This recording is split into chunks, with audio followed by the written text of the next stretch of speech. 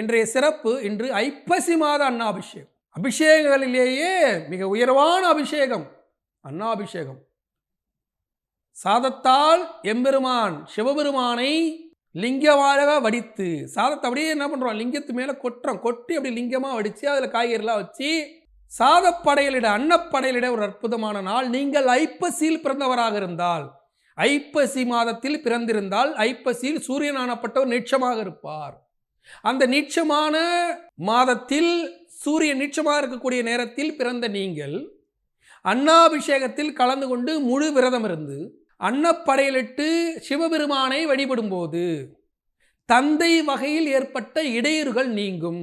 ஏன்னா ஐப்பசியில் பிறந்திருந்தாலே பெரும்பாலும் தந்தையால் லாபம் இருக்காது.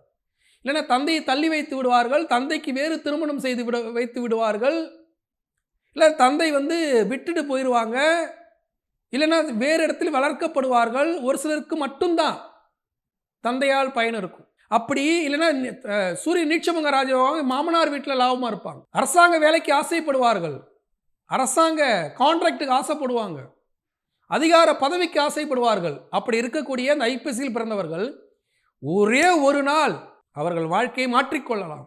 ஐப்பசி மாதம் வருதா, அன்னாபிஷேகம் வருதா, அந்த நாளில் அன்னாபிஷேகத்தில் கலந்து கொண்டு அரிசி பருப்பெல்லாம் கொடுத்து காய்கறிலாம் வாங்கி கொடுத்து ஒரு நாள் முழு விரதம் இருந்து சிவன் கோயிலுக்கு போய் காய்கறி அரிசி பருப்பெல்லாம் வாங்கி கொடுத்து அன்னப்படையலிட்டு சிவபெருமானை அன்னத்தால் குளிக்க வைத்து அந்த அன்னத்தை உண்டு விரதத்தை நிறைவு செய்யும் போது அந்த ஆண்டு முழுவதும் மிக சிறப்பாக இருக்கும். அரசாங்க பதவியானது கிடைக்கும், அதிகார வர்க்கமானது கைகூடும்.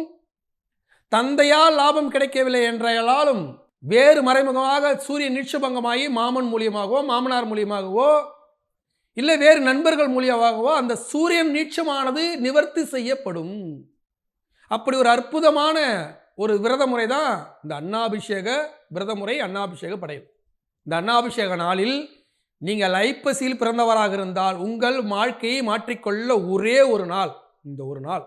இந்த ஒரு நாளில் அன்னாபிஷேக படையலிட்டு எம்பெருமான் சிவபெருமானையும் எம்பிராட்டி பார்வதி தேவியும் ஒரு சேர வழிபட்டு உங்கள் வாழ்க்கையை மாற்றிக்கொண்டு நலமாக வளமாக வாழ வாழ்த்துக்கள்.